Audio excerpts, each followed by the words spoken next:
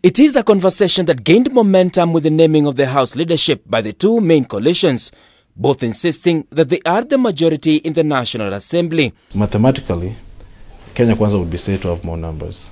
But legally speaking, we could argue that Azimio has more numbers because based on the outcome of the election, they were able to get the most candidates on their coalition. Where the constitution matters, it matters that Azimio la Umoja perhaps is the one who needs to get the majority, the leader of majority in parliament. Over the weekend and following a retreat at Athi River, Machakos for Azimio team and Kenya Kwanza in Naivasha, both teams drew out their guns, asserting that they are the majority. Azimio settled on Ugunja Member of Parliament Opiyo Wandayi for majority leader position to be deputized by Kathiani Member of Parliament Robert Mbui. Suna East Member of Parliament Junet Mohamed was named Majority Whip, and nominated Member of Parliament Sabina Chege will be Junet's deputy. For Kenya Kwanza, Kikuyu Member of Parliament Kimani Chungwa as the majority leader to be deputized by Owen Baya. South Mugirango Member of Parliament Silvanus Osoro was selected to be the National Assembly Chief Minority Whip to be deputized by Naomi Wako. You just need to look at Article 108 of the Constitution and know that the Constitution itself, our own standing orders, clearly define who is a majority in Parliament, the majority party, or the leader of majority, who it is.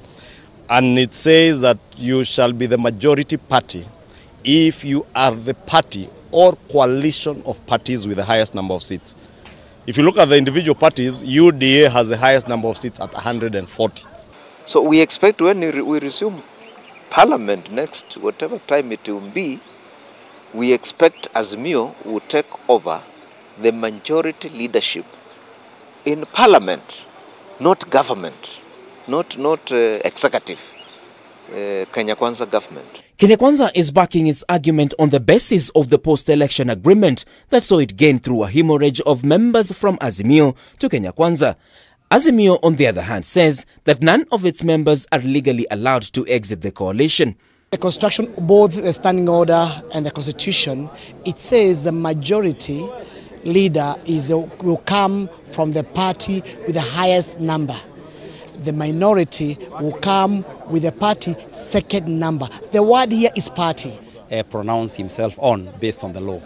We know currently the party with the largest single majority is UDA, which I think has over 120 members of parliament, followed by ODM, which has 88.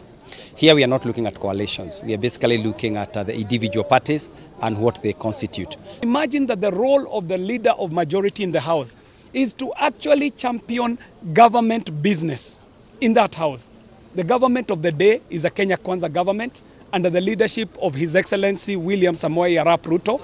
Aiden Duale, a Member of Parliament under Kenya Kwanza, has his arguments based on the fact that Azimio, despite being a political party, none of its members vied using the umbrella other than the main candidate in the presidential race, Raila Odinga. As thus, Azimio cannot hold majority on the basis. It's a party. It had the right to field candidates from MCA to the president. So it only fielded a presidential candidate who never won the election. Now, Azimio must be an OKA here. They have a bigger problem than even this thing of minority and majority. With the backing of the parties that broke away from Azimio, Kenya Kwanza maintains the lead in the House at 180 members, with Azimio remaining 155. But Azimio says, on paper, Kenya Kwanza efforts to woo members of its coalition remains futile. In December, a dramatic session in the 12th Parliament passed the controversial Political Parties Act that allowed affiliate parties to form a coalition party in law. As it is now, the Political Parties Act prohibits any political party from belonging to more than one coalition. UDM, PA, and these are the parties that exited Azimio and procedurally cannot claim to be in Kenya Kwanza coalition because they are still in Azimio. So there's the political factors that have to be considered. And obviously, you know that the speakers were elected on the Kenya Kwanza coalition based on the support of that particular coalition.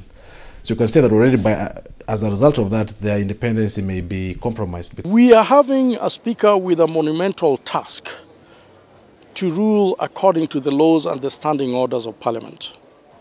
We hope that he will follow the standing orders of Parliament. United Democratic Movement, one of the parties that has since signed a pact with the Kenya Kwanza, has written a protest letter dated September 16th to the Speaker of the National Assembly over the Registrar of Political Parties' move to tag them in the Azimio coalition, quoting a post-election agreement with the Kenya Kwanza.